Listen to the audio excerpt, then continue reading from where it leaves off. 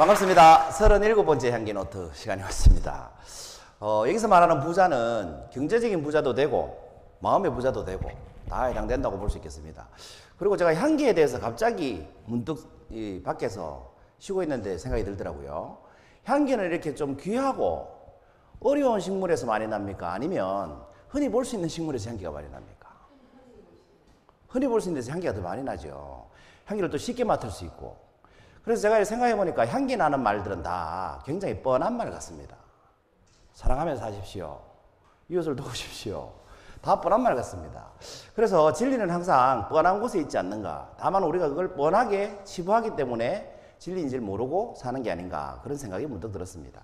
오늘은 부자 인생을 사는 가장 쉽고 빠른 방법에 대해서 말씀을 드리려고 하는데 여러분은 부자십니까? 라고 제가 여쭤보면 어떠십니까? 여러분 손 한번 들어보십시오. 나는 부자라고 생각한다. 손 한번 들어보십시오. 한 분. 재산이 얼마십니까? 대부분의 분들은 나는 부자다라고 생각하지 않는 것 같습니다. 그럼 나는 가난하다고 생각한다. 손 들어보십시오. 역시 손을 안 드시네요. 이것은 무슨 뜻일까요? 내가 부자인지 아닌지 판단의 기준이 없다라고 볼 수도 있겠죠. 그죠?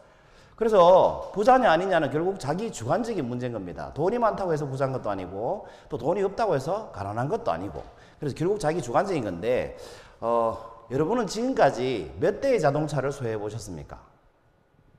차를 몇 번 바꿔보셨습니까? 제 얘기를 한번 해드려 볼게요. 제가 차를 꽤 자주 바꾸는 스타일이라서 제 차 바꾸는 히스토리를 말씀드려 보겠습니다. 운전할 수 있다는 것만으로 좋았던 시절이 있죠. 면허증 따서 몰 수 있는 차가 있기만 해도 그 차가 아무리 똥차라도 행복했던 시절이 있죠. 제가 처음 운전했던 차는 이 차입니다. 이름 아십니까 여러분? 베스트 아닙니다. 그냥 그레이스 아닙니다. 갓그레이스라고 합니다. 갓그레이스. 갓그랜저가 아니라서 좀 아쉽습니다만 갓그레이스입니다. 제가 최초로 운전했던 그레이스 승합차인데 12인승이었습니다. 그걸 면허증 타고 처음 운전했던 차죠. 이 갓그레이스가 두 가지 불편했던 점이 있었습니다. 첫째는 에어컨이 없었습니다. 차에 에어컨 자체가 아예 없었습니다. 두 번째는 핸들이 파워 핸들이 아니었습니다. 파워 핸들이 아니면 여러분 차선 바꿀 생각을 안 하는 게 더 좋습니다. 이 두 손으로 돌려야 주차는 거의 땀을 한 바가지 흘려야 가능하다고 볼 수 있습니다.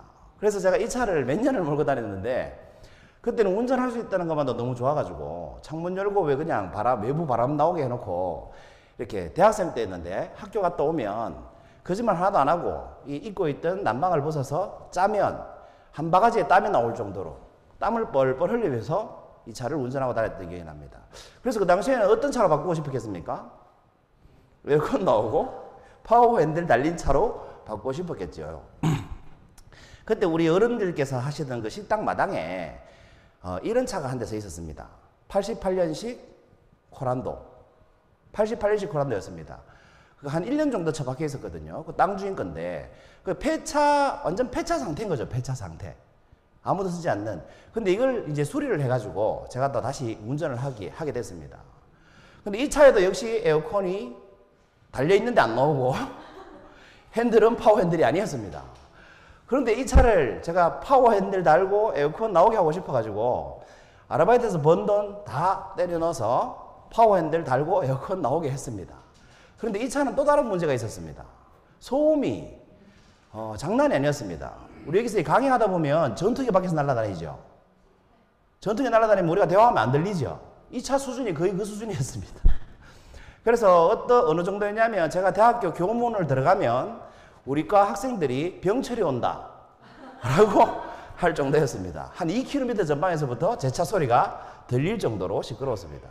그리고 차 안에 있는 조수석에 있는 사람들하고 대화를 하려면 이 소리를 질러야만 들렸습니다. 그러니까 음악을 듣는다는 건 거의 상상도 할 수가 없었습니다. 그러니까 어떤 차가 갖고 싶었겠습니까? 좀 조용한 차 안에서 대화가 가능한 차를 갖고 싶었습니다. 그래서 정숙하고 튼튼한 차로 바꿨는데 그게 코란도 헤밀리입니다. 이 차 아십니까 여러분? 네, 이 차는 벤츠 엔진을 다 탑재했기 때문에 디젤이지만 굉장히 조용합니다. 그리고 이 차는 무엇보다도 굉장히 튼튼합니다. 강철빔이 앞뒤로 이렇게 뻗어 있기 때문에 아무리 세게 박아도 차가 쭈그러지지 않습니다. 그리고 제가 실제로 한번 박아봤습니다. 이 차를 가지고. 졸아가지고 한 시속 80km로 갓길에 주차되어 있던 베스타를 들이박은 적이 있습니다. 졸다가. 눈 뜨니까 박아놨더라고요. 눈 뜨니까 어떤 상황이었냐면 본넷에서 하얀 김이, 그러니까 라지에다가 터진 거죠. 수증기가 팍 올라오고 있었습니다. 그래서 저는 꿈인 줄 알았습니다. 그래서 차에서 내려가지고 쪼그리고 앉아가지고 길거리에서 계속 기도를 했습니다. 꿈 깨라. 그런데 제가 들이박은 베스타 주인이 와서 등을 또 들이더라고요. 꿈이 아니었습니다. 야, 어떤 상황이었냐면 베스타를 들이박고 베스타를 안고 인도에 올라가서 인도에 심어져 있던 가로수 한 대를 넘갔습니다. 이렇게 땅에 넘어뜨리고 제 박아먹은 베스타 앞에 냉동탑차가 굉장히 큰 게 한 대 서 있었거든요. 그 냉동탑차 문짝이 이만하잖아요. 두께가. 이게 빵꾸가 났었습니다. 그리고 베스타에 있는 모든 유리가 다 깨졌습니다. 샌드위치가 돼가지고. 그런데 저는 손가락 하나 다치지 않았습니다. 안전벨트를 메고 있었기 때문에. 그리고 박는 줄도 몰랐겠죠. 눈 뜨니까 그렇게 돼 있었습니다. 이 차가 그만큼 튼튼했습니다. 그래서 이날 이후로 저는 형편이 되는 한 차는 최대한 좋은 걸 타야 된다고 생각합니다. 왜냐하면 만약에 제가 이때 이 차가 아니라 일반 승용차였다면 아마 이 세상에 없을지도 모르겠습니다. 왜냐하면 이게 소형차들은 이 박치기를 하면 핸들이 이렇게 밀려 들어와서 사람이 사망하는 경우가 대부분이거든요. 핸들이 밀려 들어와서 가슴을 치기 때문에. 제가 교통사고 나서 입원해 봐서 합니다. 그래서 교통사고 나서 입원한 환자들을 보면 대부분 허벅지가 부러지거나 가슴을 핸들에 박아가지고 이렇게 적사하거나 그렇게 합니다. 그런데 이 차는 너무나 튼튼했기 때문에 제가 한 군데도 다친 데가 없습니다. 다만 견적만 좀 굉장히 많이 나왔습니다. 그런데 이 차는 뭐가 문제였냐 하면 이 차도 또 불편한 게 있었습니다. 전속력 100km를 넘지를 못하는 겁니다. 힘이 너무 없는 겁니다. 차가. 88 고속도로에 오르막 올라가잖아요. 그러면 항상 갓길에서 숨을 피해줬어야 됩니다. 차가 너무 힘이 없는 겁니다. 그리고 내리막에서 최대한 밟아야 120km 겨우 나올까 말까. 너무 힘이 없는 겁니다. 어떤 차 타고 싶었겠습니까? 좀 빨리 달리는 차, 좀 힘이 좋은 차를 타고 싶었습니다. 그래서 연비도 좋고 힘이 좋은 차, 연비가 좋은 차는 가스 차면 기름값이 적게 들겠죠. 그래서 가스차 산타모를 샀습니다. 그 다음 산사가 이렇게 산타모입니다. 그 산타모를 탈 때는 그냥 평범하게 만족스럽게 타고 다녔습니다. 그런데 이 산타모를 타고 다닐 때쯤에 꿈에 제가 정말 이렇게 정말 사고 싶다 하는 꿈의 차가 한 대 나타났습니다. 너무나 사고 싶은 겁니다. 그리고 그 차를 먼저 산 사람이 이렇게 차를 보여주는데 본네트를 열어서 엔진룸을 보여주는데 그 엔진룸이 너무너무 예뻤습니다. 그러니까 엔진 커버가 이렇게 덮여져 있었던 거죠. 그전에는 플라스틱 커버가 없이 그냥 엔진만 있었는데 커버가 이렇게 덮여 있으니까 엔진이 굉장히 예뻐 보이더라고요. 아무튼 그 차를 너무너무 갖고 싶었습니다. 그 차가 바로 이 차입니다, 여러분. 뭔지 아시겠습니까? 네. 써 있지 않습니까? 글씨가 안 보이는군요. 아름다운 고성능이라고 오른쪽 밑에 써 있는데 소렌토를 샀습니다. 그래서 이 꿈에 제가 다니던 회사에서 저한테 차값을 지원을 해줘서 기적처럼 이 차를 사게 됐습니다. 신기하죠? 그 꿈꾸면 이루어진다는 말은 맞는 것 같아요. 너무 이 차를 사고 싶었는데 회사에서 차값을 반을 주는 거예요. 그래서 샀습니다. 이 차를 타고 이 차를 살 때는 어떤 마음이었겠습니까? 한 10년 타야지, 최소한. 평생 타야지. 늘 이런 마음으로 저는 차를 바꾸는데 2년을 못 넘깁니다만은. 이런 마음으로 차를 타고 다녔어요. 그런데 이 차를 타고 다니다 보니까 요철 넘어갈 때마다 허리가 너무 아픈 거예요. 또 불편한 거예요. 요철 넘어갈 때마다 RV차니까 허리가 너무 아픈 거예요. 그래서 승용차를 타고 싶다는 생각을 했습니다. 그 전까지는 제가 승용차를 싫어했거든요. 지금까지 승용차가 없었지 않습니까? 그런데 승용차를 받고 싶다는 생각이 들어서 이 차를 팔고 샀네요. 그래. 이걸 안 보여드렸네요. 10년 만에 이 차를 샀습니다. 이 가운데 있는 게 뭐냐면 여러분 에쿠스의 엠블렘인데 네, 제가 에쿠스 끌 때다가 여기 본네트에 붙인 겁니다. 이 차를 제가 얼마나 아꼈는지 아시겠죠? 이 차를 사고 나서 너무 좋아가지고 쇼바도 에어쇼바 있지 않습니까? 에어쇼바라고 아십니까? 차 안에서 버튼 누르면 차체가 막 올라가고 내려가는 시스템까지 다 돼 있었습니다. 그리고 무전기도 달려 있었습니다. 제가 이 차 운전할 때.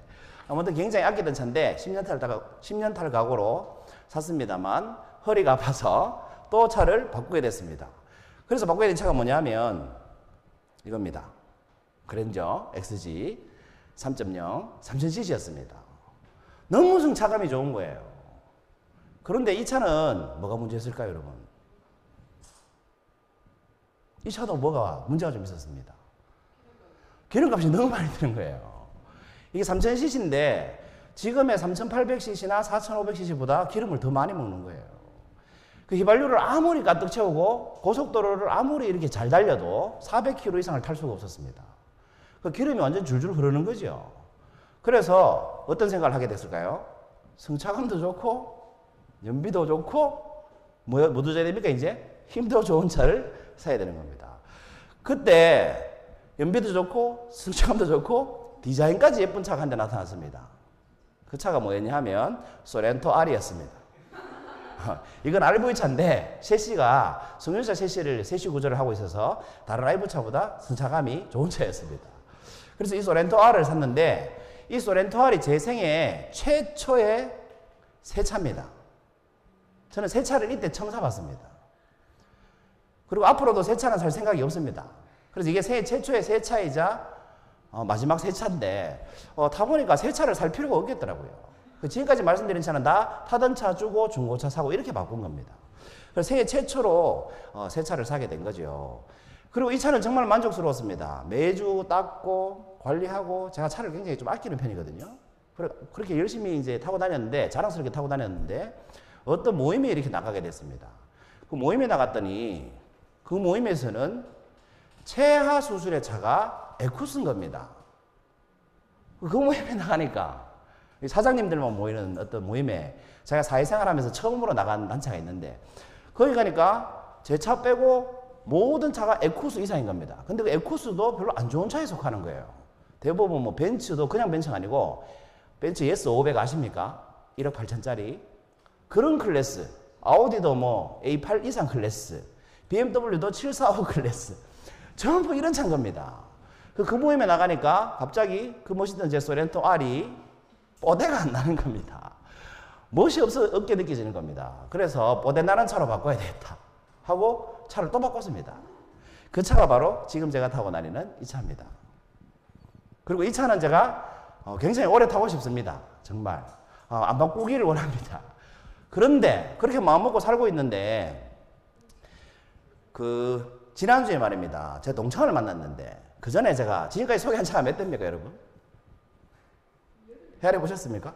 맨 처음 탄 차가 각 그레이스, 두 번째 산 차가 코란도 88년식 전투기 소리가 나는 코란도, 세 번째가 뭡니까?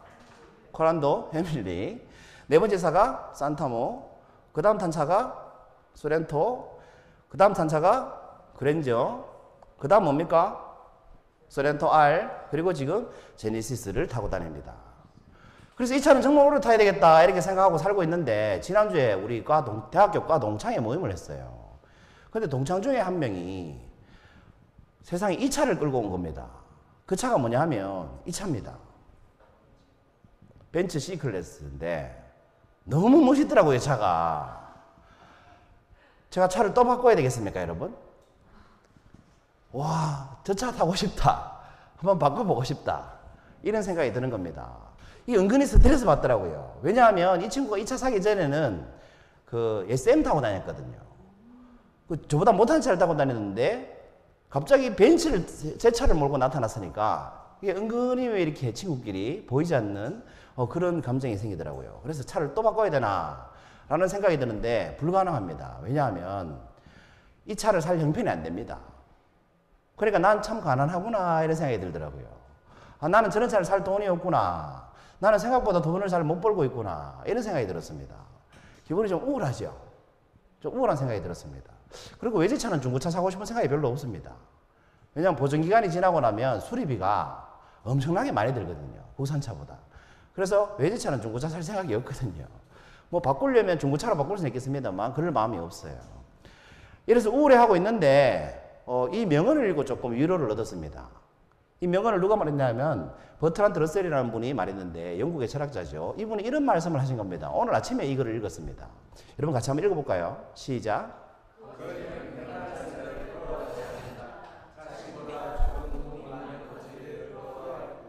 왜 위로가 됐을까요? 벤츠 탄 그 녀석도 거지고 저도 거지고 둘 다 거진 겁니다. 사실 알고 보니까 별 차이가 없더라고요. 제가 차를 어떻게 바꿨습니까 여러분? 각 그레이스 몰고 다닐 때 제가 제네시스라는 차를 탈 생각을 했을까요? 안 했을까요? 생각도 안 했습니다. 그리고 제네시스 타는 사람은 부럽지조차 않았습니다. 왜? 아예 대상이 아니기 때문에. 그래서 조금 더 높은 수준의 차를 타는 사람이 항상 부럽습니다. 만약에 제가 지금 뭐 10년 된 아반떼를 타고 다닌다. 그러면 벤츠 타고 난 그 친구가 별로 부럽지 않을 겁니다. 그 조금만 내가 더 하면 있을 텐데 이런 마음이 들어야 뭡니까? 부럽죠. 그 부러운 것도 어느 정도 이렇게 레벨이 맞아야 부럽기도 한 것 같아요. 그래서 그 친구도 거지 나도 거지 이렇게 생각하니까 사실 별 부러울 게 없더라고요. 그래서 오늘 강의 제목이 뭐였습니까? 향연노트 제목이 네, 부자의 인생을 사는 가장 쉽고 빠른 방법이 오늘 향연노트 제목입니다. 제가 지금까지 드린 말씀을 듣고 그 방법이 혹시 떠오르십니까? 방법이 뭐겠습니까? 제가 힌트를 많이 드렸습니다. 아, 표정을 보니까 힌트가 더 필요하시네요. 제가 2개만 더 드릴게요. 내 월급이 50만 원이 오르면 여러분 행복하겠죠? 여러분 지금 월급이 50만 원 오르면 행복하겠죠? 그렇죠? 근데 만약에 다른 사람 월급이 100만 원 오르면 행복할까요? 내 월급 50만 원 올랐는데 내 월급 50만 원 올랐어 그랬더니 그 말 들은 친구가 나는 100만 원 올랐는데 그럼 행복할까요? 하나도 안 행복합니다. 바로 열받습니다. 왜 나는 50만 원밖에 안 올랐지? 우리 회사는 왜 이 모양이야? 이렇게 바뀌겠죠. 다른 힌트를 드려볼까요? 가끔 입을 옷이 없다고 불평하십니까? 옷장을 열어봐도 입을 옷이 없어 라고 말씀하시죠. 그런데 그 옷장을 열면 입을 옷이 없습니까? 아니면 이런 상태입니까? 옷걸이가 모자랄 정도로 옷이 많습니까? 엄청나게 많은 옷이 꼽혀 있습니다. 근데 우리는 뭐라고 말합니까? 입을 옷이 없다라고 얘기합니다. 자, 힌트 2가지를 더 드렸습니다. 뭘까요? 정답이 부자의 인생을 사는 가장 쉽고 빠른 방법 뭐겠습니까, 여러분? 있는 것에 만족하라. 비슷합니다.